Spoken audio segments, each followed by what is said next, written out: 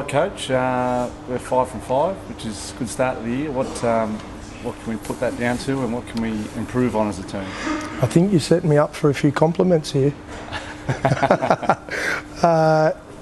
Hey, there's a lot of things, a lot of hard work. I think, since you've been here and a bit started before you got here as well, some real good stuff from some of the boys before we got here who's probably set us up to be in a good position. We've had a few changes, and yourself included, as well as some other additions on and off the field that has really helped us this year in some areas that we needed some help in.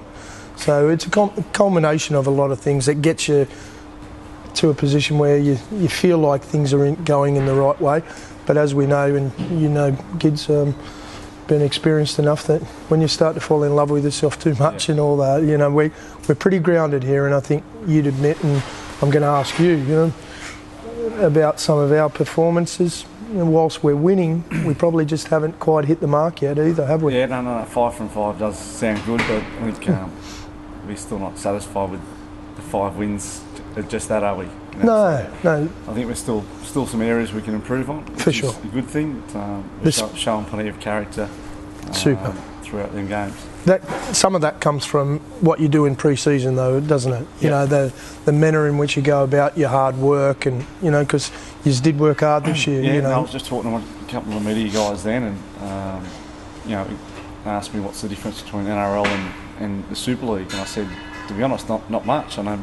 Like our off-season training was super hard. John Clark, former player who's been there and done pre-seasons himself, and is now our head trainer.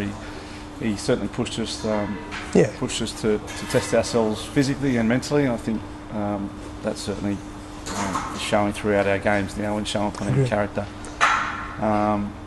Mate, you're one of the longest serving coaches in the Super League, 7 years. Is that 7 years, longest at any one club. At any one club? Yeah, last week I think was... Congratulations. Thank you, yeah. And what's your secrets there, or what do you put that down to? What's some of the your mottos, I suppose, to coaching, and what do you like to get out of your players? Yeah, as much as they want to put in, really. I think I don't spoon feed people, but if they want to work hard and they want to develop them, I certainly try to help them create that environment to help themselves and give them a bit of help along the way with the right sort of things around you as well. We've got fantastic facilities here, probably I agree. Better than some NRL for sure. Clubs, for sure. We've made a lot of progress here in terms of our culture over a number of years, and I think that's been noticeable by the people who are part of it.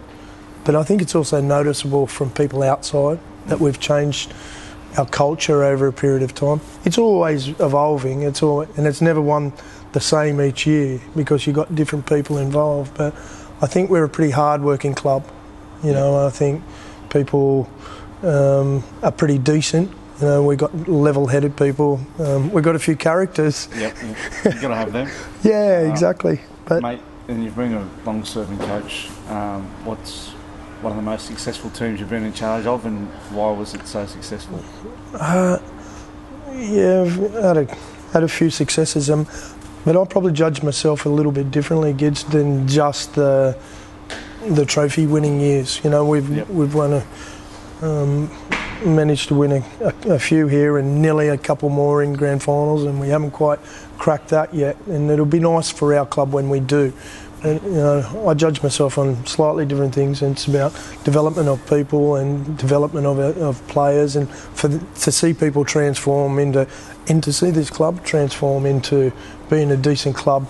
That's probably more satisfying than any one trophy. For sure. They're big occasions and they're great achievements as well. Winning the league and then winning a grand final, as you know, it's massive in terms of it's very satisfying for a lot of hard work.